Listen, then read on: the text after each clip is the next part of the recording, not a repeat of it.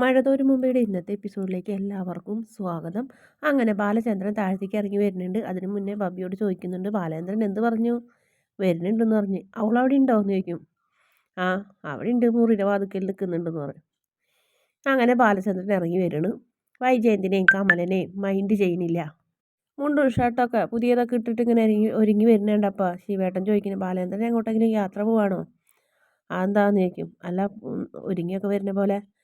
ആ, വരുന്നവർ മര്യാദക്കാരാണെന്നുണ്ടെങ്കിൽ കുറച്ച് മര്യാദ കൊടുക്കാമെന്ന് വിചാരിച്ച്, ബഹുമാനം കൊടുക്കാമെന്ന് വിചാരിച്ച്. അതല്ല കവലച്ചട്ടമ്പികളെ പോലെ മുണ്ടും കൈലിയും എടുത്തൊക്കെ വരണമെന്നുണ്ടെങ്കിൽ, മുണ്ടും കൈലിയും പനിയനൊക്കെ വേണമെന്നുണ്ടെങ്കിൽ അങ്ങനെ ആവാമെന്നറിയും. അതെന്തെങ്കിലും ആവട്ടെ, ഞങ്ങൾ നിൻ്റെ സൗന്ദര്യം കാണാനൊന്നും വന്നതല്ല എന്നിങ്ങനെ ദേഷ്യത്തോടെ പറയണ് രാജീവൻ. പിന്നെ എന്തിനു വന്നതാണ് എന്ന് ചോദിക്കും. എൻ്റെ വീട്ടിലേക്കെന്ന് പറയും. അങ്ങനെ പറയണ്, മുഖവരില്ലാതെ കാര്യങ്ങൾ പറയാലോ ബാലേന്ദ്ര. ഞങ്ങൾ വന്നത് എന്തിനാണെന്ന് നിനക്ക് നന്നായി അറിയാം.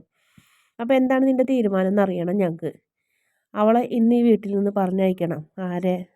അലീനനെ എന്ന് പറയും. നടക്കില്ല എന്ന് പറയും. ഇതെൻ്റെ വീടിന്, ഇവിടെ ആര് വേണം ആര് വേണ്ടാന്ന് തീരുമാനിക്കേണ്ടത് ഞാനാണ് ശിവേട്ടാന്ന് പറയും. അത് പറഞ്ഞിട്ട് കാര്യമില്ല, നിൻ്റെ ഭാര്യയ്ക്കും മക്കൾക്കും താല്പര്യമില്ല എന്ന് പറയും.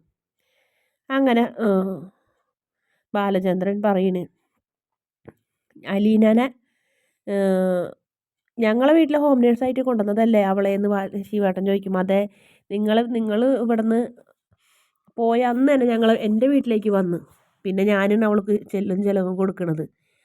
അവൾ എൻ്റെ മക്കളോട് കാണിക്കുന്ന ആത്മാർത്ഥതയും സ്നേഹവും എൻ്റെ കുടുംബത്തെ നല്ലോണം നോക്കുന്നതും കണ്ടിട്ട് അവൾക്ക് എൻ്റെ മകളാകാനുള്ള എല്ലാ യോഗ്യതയുണ്ടെന്ന് അറിഞ്ഞിട്ട് തന്നെയാണ് ഞാൻ അവൾക്ക് എൻ്റെ മകളുടെ സ്ഥാനം കൊടുത്തത്. നിങ്ങൾ ഉദ്ദേശിക്കുന്നതല്ല ചീപ്പായിട്ട് എൻ്റെ രണ്ടാം ഭാര്യയായിട്ടോ അതല്ലെങ്കിൽ എൻ്റെ കീപ്പായിട്ടോ അല്ല ഞാൻ അവളെ വെച്ചേക്കണത്, എൻ്റെ മകളായിട്ടാണെന്ന് പറയും. അപ്പം ഇങ്ങനെ വൈജയന്തിൻ്റെ മുഖം ഇങ്ങനെ ചുളിയും ദേഷ്യത്തോടെ. പറയും, മറ്റുള്ളവരുടെ ഇഷ്ടങ്ങൾ നോക്കണ്ടേന്ന് പറയും. ആർക്ക് ഇഷ്ടമില്ലാത്ത ഇവിടെയെന്ന് പറയും. അപ്പോൾ വൈജയന്തി, നിങ്ങൾ അലീനനെ എന്തെങ്കിലും നിങ്ങൾ വന്ന ആൾക്കാർ അലീനനെ എന്തെങ്കിലും കുറ്റങ്ങൾ കണ്ടുപിടിക്കുകയെന്ന് പറയും. അപ്പോൾ കൊല്ലപ്പള്ളിയിൽ നിന്ന് വന്ന ഒരു ബന്ധു ചെന്നിട്ട് വൈജയന്തിയോട് ചോദിക്കും, അലീനയ്ക്ക് എന്താ പോരായ്മ, അതും കൂടി പറയണമല്ലോ എന്ന് പറയും. എനിക്ക് അവൾ ഇഷ്ടമല്ല, അവളുടെ കൂടുതലുള്ള വൃത്തിയും വെടുപ്പും എനിക്ക് വേണ്ട, അവൾ ഉണ്ടാക്കി തന്നെ രുചികരമായ ഭക്ഷണവും എനിക്ക് വേണ്ട, അവളുടെ ആത്മാർത്ഥതയും എനിക്ക് വേണ്ട, എനിക്ക് അതുപോലത്തെ ഒരാളെ വേണ്ട, എനിക്ക് ഇഷ്ടമല്ല എന്ന് പറയും. അപ്പോൾ ബബിതനോട് ചെന്ന് ചോദിക്കും. ബബിത പറയും, എനിക്ക് അവളെ ഇഷ്ടമല്ല എന്ന് പറയും. നിന്നെന്താ ചെയ്തതെന്ന് ചോദിക്കും. എന്നൊന്നും ചെയ്തിട്ടല്ല, എനിക്ക് അവളുടെ ഓവർ കെയറിങ്ങും ഇതൊന്നും ഇറിറ്റേഷനാണ് എന്ന് പറയും. രോഹിത്തിനോട് ചോദിക്കും. രോഹിത്തും പറയും, എൻ്റെ അനിയനൊന്നും ചെയ്തിട്ടില്ല, ഉപദ്രവവും ഇല്ല ഇതും ഇല്ല എന്ന് പറയും. അതുകൊണ്ട് ഉപകാരവും ഇല്ല എന്ന് പറയും. അതുകൊണ്ട് എനിക്ക് അലീന ഇവിടെ വേണമെന്നൊന്നുമില്ല എന്ന് പറയും. എടാ, നിനക്ക് അലീനൊരു സഹായം ചെയ്തിട്ടില്ലേ എന്ന് ചോദിക്കും. അവൾ കരിഞ്ഞത് കൊണ്ടല്ലടാ നീ സെൻട്രൽ ജയിലിലേക്ക് എടുക്കാണ്ടെന്ന് ഇവിടെ നിൽക്കണേന്ന് പറയും. അപ്പോൾ വൈജയന്തിക്ക് ഒരു ടെൻഷനാവും. എല്ലാവരും മുന്നിൽ വെച്ച് ബാലേന്ദ്രൻ ഞാൻ അത് വിളിച്ചു പറയുമോ എന്ന് ആലോചിച്ചിട്ട്. പക്ഷെ അതൊന്നും പറഞ്ഞില്ല. പിന്നെ ഇനി ഈ വീട്ടിൽ ഇനി ബാക്കി ഞാൻ പറയാമെന്ന് പറയും ബാലേന്ദ്രൻ. ഈ വീട്ടിൽ ഇനി ഞാൻ പറയുന്നതേ നടക്കുള്ളൂ. ഇത്രയും നാളും ഇവൾ പറയുന്നതും ഇവളുടെ തീരുമാനങ്ങളും ഞാൻ അനുസരിച്ചിരുന്നത്. ഇനി നടക്കില്ല. ഇനി ഏകാധിപത്യം എന്ത് വേണമെങ്കിലും നിങ്ങൾക്ക് തീരുമാനിക്കാം, പറയാം ഇതിനെ. ഇനി ഞാൻ തീരുമാനിക്കും. ഞാൻ എൻ്റെ വീട്, ഞാൻ കരം കെട്ടിയിട്ട് താമസിക്കുന്ന എൻ്റെ വീട്. അതുകൊണ്ട് ഇനി ഇഷ്ടമുള്ളവർക്ക് ഇവിടെ നിന്നാൽ മതി, അല്ലെങ്കിൽ നിർബന്ധമൊന്നുമില്ല എന്ന് പറയും. എൻ്റെ മകനെ എൻജിനീയറാക്കാൻ ഞാൻ ആഗ്രഹിച്ചത്, അവനത് ഇഷ്ടമായിരുന്നു, അവൾ സമ്മതിച്ചില്ല. എൻ്റെ മകളെ ഡോക്ടറാക്കാൻ ഞാൻ ആഗ്രഹിച്ചു, അവൾക്കത് ഇഷ്ടമായിരുന്നു, അതും ഇവൾ സമ്മതിച്ചില്ല. എല്ലാം ഞാൻ സമ്മതിച്ചു കൊടുത്തു. ഇനി അതൊന്നും നടക്കില്ല എന്ന് പറയും. ഇനി ഞാൻ തീരുമാനിക്കുന്നത് ഈ വീട്ടിൽ നടക്കുള്ളൂ എന്ന് പറയും. അപ്പോൾ ബാലചന്ദ്രൻ പറയും, നീ ആരോടാണ് ഇങ്ങനെ എതിർത്ത് സംസാരിക്കുന്നത്?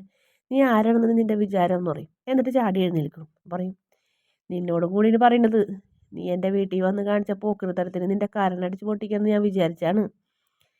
പിന്നെ ഞാനത് അങ്ങോട്ട് ക്ഷമിക്കണമെന്ന് പറയും. അങ്ങനെ ഒന്നും രണ്ടൊക്കെ പറഞ്ഞ് ഭയങ്കര വഴക്കും ഇഷ്ടക്കുറവും ഓരോന്നൊക്കെ വിളിച്ച് പറയണേ. അലീനയ്ക്ക് എൻ്റെ മകളാവാനുള്ള യോഗ്യത ഉണ്ടെന്ന് പറഞ്ഞതിൻ്റെ കാരണം അവൾക്ക് അച്ഛനുണ്ടാവും, ഏതോ ഒരു അച്ഛനുണ്ടാവും. ഏതോ ഒരു വഞ്ചകിയായ സ്ത്രീ അവളെ പ്രസവിച്ചതും എന്നറിയാം. എല്ലാം അറിഞ്ഞിട്ടാണ്. നിനക്ക് പെൺമക്കളില്ലാണ്ടണോ നീ ഈ അവളെ നിൻ്റെ മോളായിട്ട് ദത്തെടുത്തതെന്ന് ചേട്ടൻ ചോദിക്കും. എനിക്ക് പെൺമക്കളുണ്ടായെന്ന് അറിഞ്ഞത് എൻ്റെ ചോരയിൽ അവർ പിറന്നതിന് ശേഷമാണ് അവർ പെൺമക്കളുണ്ടെന്ന് ഞാൻ അറിഞ്ഞത്. അലീന അങ്ങനെയല്ല. അനാഥാലയത്തിൽ വളർന്ന അനാഥയായ ഒരു കുട്ടീന്ന് അറിഞ്ഞിട്ടാണ് ഞാൻ അവളെ മകളാക്കിയത്. അതൊരു പുണ്യമല്ലേ എന്ന് പറയും. ആ പുണ്യം ഇവിടെ വേണ്ടടാ എന്ന് രാജീവൻ പറയും. നിനക്ക് അവളെ വെച്ചുകൊണ്ടിരിക്കുകയാണ്, മകളുടെ പേരും പറഞ്ഞ് ലേബലൊട്ടിച്ച് അവളെ വെച്ചുകൊണ്ടിരിക്കുകയാണെന്നുണ്ടെങ്കിലേ അതിൻ്റെ ഭാര്യയുടെ മക്കളെ മുന്നിലല്ല വേണ്ടത്, പുറത്താണെന്ന് പറയും. നമ്മുടെ രാജീവൻ ആ പറഞ്ഞത് മുഴിപ്പിക്കൊന്നുമില്ല. അതിന് മുന്നേ തന്നെ രാജീവൻ്റെ കരൺ അടിച്ച് പൊട്ടിച്ചിട്ട് പറയും, എൻ്റെ വീട്ടിൽ കയറി വന്ന് പോക്കൃത്തം പറയുന്നോടാ നായേ എന്ന് പറയും. ഇപ്പറയും കൊള്ളാം എല്ലാവരും എൻ്റെ വീട്ടിൽ നിന്ന് പറയും. ഒരു കാര്യം ഞാൻ പറഞ്ഞേക്കാം, ഈ വീട്ടിൽ അലീന നിൽക്കുന്നത് എൻ്റെ ഇഷ്ടത്തിനാണ്, എൻ്റെ തീരുമാനമാണ്. അത് അംഗീകരിക്കാൻ ആർക്കും സമ്മതമല്ലെങ്കിൽ ഇന്ന് തന്നെ ഇറങ്ങിക്കോ, വേണ്ട ഡ്രസ്സൊക്കെ എടുത്തിട്ട്. അത് ഭാര്യ ആയാലും മക്കളായാലും എന്ന് പറയും. എന്നിട്ട് ബാലചന്ദ്രൻ മുകളിലേക്ക് കയറിപ്പോവും. പോണ വഴിക്ക് വീണ്ടും പറയും, ഇനി അലീന പ്രശ്നമായിട്ട് ഒരാൾ എൻ്റെ വീട്ടിലോ എൻ്റെ മുറ്റത്ത് കടന്നിട്ടുണ്ടെങ്കിൽ ആ കാലി ഞാൻ വിട്ടു എന്ന് പറഞ്ഞ് ബാലേന്ദ്രൻ മുകളിലേക്ക് പോകും. അലീനാണെങ്കിൽ വല്ലാത്ത ടെൻഷനിൽ അച്ഛൻ പറഞ്ഞതുപോലെ 100ലേക്ക് വിളിക്കണമെന്ന് വിചാരിച്ചിട്ട് 100ലേക്ക് വിളിച്ച് ഡയൽ ചെയ്യുന്നേക്കാൾ മുന്നേ വാതിൽ മുട്ടും. മോളെ അലീനെ വാതിലുറക്ക അച്ഛൻ എന്ന് പറയും. അങ്ങനെ വാതിലുറക്കും. വിചാരണ കഴിഞ്ഞു എന്ന് പറയും. അങ്ങനെ ആർക്കും നിന്നെ വിട്ടുകൊടുക്കില്ല ഞാൻ എന്ന് പറയും. അങ്ങനെ പറഞ്ഞപ്പോൾ ബാലചന്ദ്രനെ കെട്ടിപ്പിടിച്ച് കരയും അലീന. അതിനുശേഷം കഴിഞ്ഞോ എന്ന് ചോദിച്ചു വൈജയന്തി. രണ്ടാങ്ങളന്മാരേക്ക് ചാടിത്തുള്ളണ്. എന്തായിരുന്നു ഗീർവാണം മുഴക്കിയിരുന്നത്? അവിടെ വെച്ചിട്ട് കൊല്ലപ്പള്ളിയിൽ വെച്ചിട്ട് ഇങ്ങനെയല്ലല്ലോ പറഞ്ഞിരുന്നത്. ഇനി എന്ത് ചെയ്യും? നിങ്ങളെന്തൊന്നും മിണ്ടാണ്ട് നിൽക്കണേന്നൊക്കെ ചോദിക്കും. എടി ഞങ്ങൾ പിന്നെ എന്ത് ചെയ്യണം? നിങ്ങൾ ഇവളെ ഇതിലെ വലിച്ചഴിച്ച് കൊണ്ടുപോകുമെന്ന് പറഞ്ഞിട്ട് മുറ്റത്ത് കൊണ്ട് തള്ളുമെന്ന് പറഞ്ഞിട്ട് എന്ന് പറയും. അങ്ങനെ തള്ളാനൊന്നും പറ്റുമെന്നില്ല, അവൾ പെണ്ണാണ്. ഈ നാട്ടിൽ തൊടണ്ട, നോക്കിയാൽ മതി, കേസാണ്. ഞങ്ങൾക്ക് തിരിച്ചു പോകണ്ടേന്ന് ചോദിക്കും. അപ്പോൾ രാജീവനും പറയും, അതെ ഞങ്ങൾക്ക് തിരിച്ചു പോകേണ്ട ഒറ്റ കാരണം കൊണ്ടാണ് ഞങ്ങളങ്ങനെ ചെയ്യാത്തത്. നിങ്ങളെ കൊണ്ട് പറ്റില്ലെങ്കിൽ അത് പറഞ്ഞാൽ മതി എന്ന് പറയും. ഇനി ആകെ ഒരു വഴിയുള്ളൂ, നിയമത്തിൻ്റെ വഴിക്ക് പോകാൻ. ബാലചന്ദ്രൻ പറഞ്ഞിട്ടുണ്ടായിരുന്നു നിങ്ങൾ നിയമത്തിൻ്റെ വഴിക്ക് പോയിക്കോളാൻ. അപ്പോൾ അത് നമുക്ക് ചെയ്യാമെന്ന് പറയും. വൈജി ഒരു കാര്യം ചെയ്യും, ഒരു പരാതി എഴുതി കൊടുക്കും പോലീസ് സ്റ്റേഷനിൽ.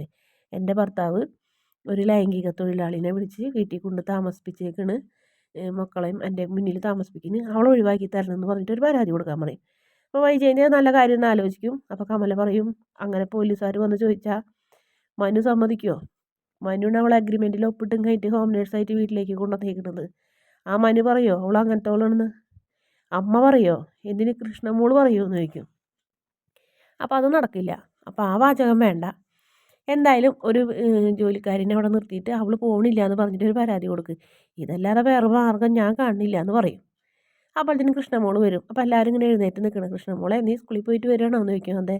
എന്തെല്ലാവരും നിൽക്കണ ഇരിക്കായിരുന്നില്ലേ എന്ന് ചോദിക്കും. ഇരിക്കായിരുന്നു മോളെ, നിൻ്റെ അച്ഛൻ വന്നപ്പോൾ എഴുന്നേറ്റ് നിന്നാണെന്ന് കൊല്ലപ്പള്ളിയിൽ നിന്ന് വന്നൊരു ബന്ധു പറയും.